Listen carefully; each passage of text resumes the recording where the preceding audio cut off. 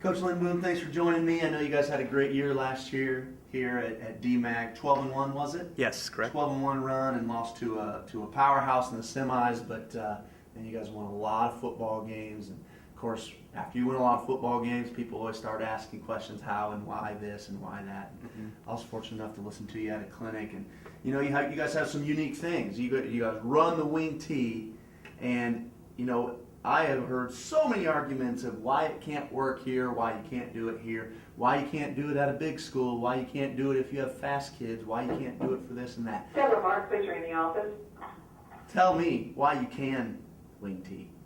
Well, as a history teacher, I'll tell you that when I approach anything, I want to look at what's been done, what have people been successful with, and when you look at the teams that are playing in the state championship games year in and year out, and I'm talking 1A, 2A, 3A, small school football, you see the wing tee or versions of it pop up all the time. And I had somebody ask me last year, if I was old school, referring to the wing tee, and it's not old school, it really is new school. And I look at last year, Lena Winslow in 1A ran a form of the wing tee. Dakota's won 2 state championships in this decade running a form of the wing tee. Newman gets in the wishbone, but it's still a 3-back double-tight offense at its core. They won a state title last year, one earlier in the decade. Plano won 2 state titles in 3A earlier in the decade. Carthage Illini West has won some state titles, 1A, 2A, and 3A. So I feel like it really has proven itself to be the best offense year in and year out as far as winning championships are concerned. I will say that one downside of this offense is, to be honest, it is a tough sell because kids today grow up with their video games and ESPN, and they don't see double-tight wing tee. If you get a kid that comes in and says, "Coach, I'm a wide receiver. I can't wait to play football for you. I'm a wide receiver," you have to tell that guy, well, actually, we don't have any wide receivers. We have tight ends. I really think that you've got to focus on the play-action aspect of your offense, because if that kid's primarily a basketball player, he's not going to go out for your football team if you're never going to throw him the ball. I think one of the reasons that you don't see as much passing out of the wing tee is because the running game works so well, with the idea being, why are we going to throw it if we're running it so successfully? So there's no doubt in my mind it is the best offense. 3 backs, a lot of misdirection. It destroys pursuit, which defenses like to take advantage of if they can. They like to say that one good fake is worth 2 blocks. I believe in that. It doesn't take any talent to carry out a fake. You don't need any talent to do that. You just need effort and execution. The toughest part is not necessarily running the offense. It's selling it to your players.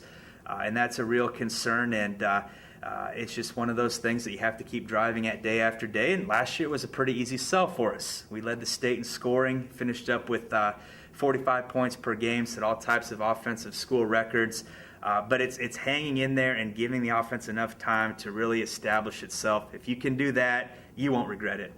Okay, what do you do with your kid that does come in, your little stick man? Because we all have them, our little stick man. Right. He looks like a wide receiver. Don't know if he's durable enough to play running back. Don't know if he's big enough to block defensive ends from a tight end position. Where's he fit in for you? I think you've really got to help that kid out. For example, you're talking about blocking down on a defensive end.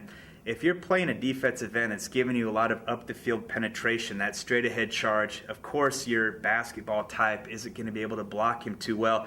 So you have to be able to come back and trap that guy with a guard or somebody that is more likely to get that block accomplished. And again, I think a lot of it is saying to your guys, if you come out for football, and you can't lie to kids, don't tell them that you're going to throw the ball 15 times a game and then you throw it 3 times a game.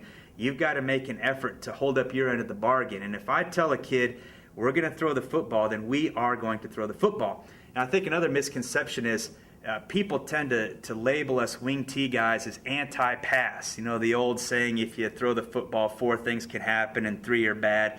But I actually enjoy throwing the football. And one of the reasons I went to this double tight set is because I do think it's a great passing offense. And last year was a great year for us. We had a really good quarterback in throwing for 1,700 yards and 24 touchdown passes. But even before that, we're consistently around 800, 900 yards a year. So you got to sell it to those kids that you will be used. Now, granted, we might not throw it to you 50 times in a year. We might not throw it 30 times a night. But we do have to keep the team concept in play here, and you got to think about your teammates. But we're not going to ignore you. We're not going to forget about you. We are going to throw the football for effect. We might not throw it 30 times. We might only throw it maybe 14, but we're going to be throwing not for first downs, but for touchdowns. I think if you do those things, you have a chance. And I think it also helps if you're coaching at a school that has a rich tradition. Kids here at DMAC, they want to play football because they see all the banners, the championships, the history. So I will admit it's a little bit easier for me to recruit here as far as getting kids out for football than it might be at a school that's really been struggling. But the way I look at it is, if you have a kid on your team that only wants to catch passes, wants it to be about him, and is making demands, do you really want that kid? I would say no. But if you want to come out and help the team win, we will take advantage of your abilities. And I think last year we proved that.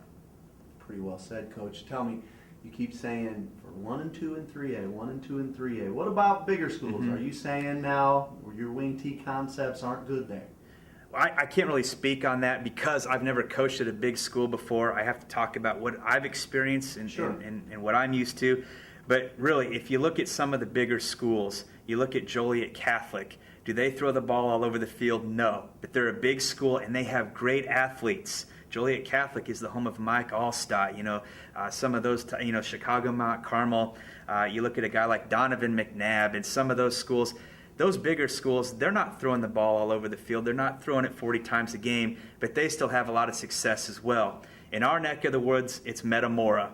They're typically a 4A school. They're primarily a run-oriented team. They're at state, it seems like, every year. Geneseo, both in years past and present. So as I'm looking at the football landscape, I see a lot of bigger schools that are also having success running the ball. And sometimes you hear people tell or ask you, why are you running the wing T? And I've always thought that question should be reversed. History's on our side. Statistics are on our side. Why are you running the spread, which I think requires more talent, especially at the quarterback position, than so much as asking us why we're running the wing T? I think the other thing you got to look at, too, is when you look at smaller schools that have had success running the spread, they tend to be a flash-in-the-pan type offense. They had a year where they had a great quarterback. He graduated. Before he came along, they weren't really that established. After he graduated, they went back down to mediocrity. South Beloit was a team a few years ago. They had a really talented quarterback, won a state championship, and then they kind of disappeared. Tuscola, that's a team in a program I have a ton of respect for.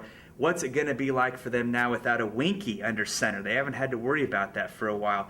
A school in our conference, another school that I have the utmost respect for, is Lexington. When they had a Tanny under center, a guy like Alex Tanny, who would go on to lead the nation in Division III passing statistics at Monmouth College, how often are you going to have that guy?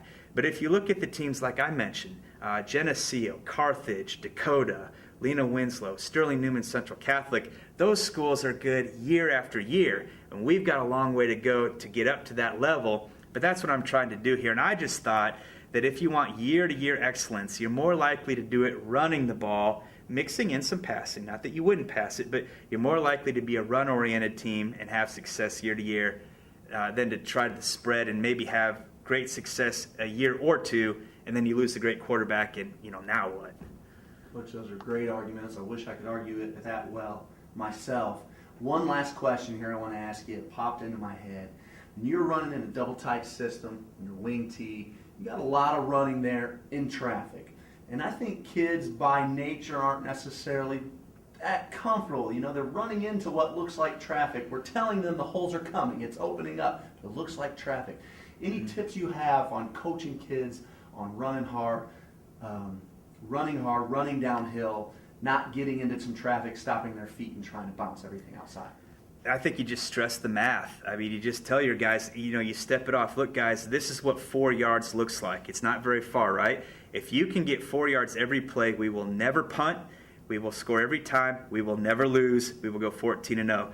Just 4 yards. If you can do that consistently, and just tell your guys, you got to be patient. It's like a batter in baseball. A great batter is a guy who doesn't get on base 2 out of 3 times. The great batter is the guy that can hit 333. Same for us. Be patient. It might not be there the first time, the second time. Next time it opens up and you go 40, 50 yards. But again, I'm realistic, and I know that it's tough to sell your offense before it's produced.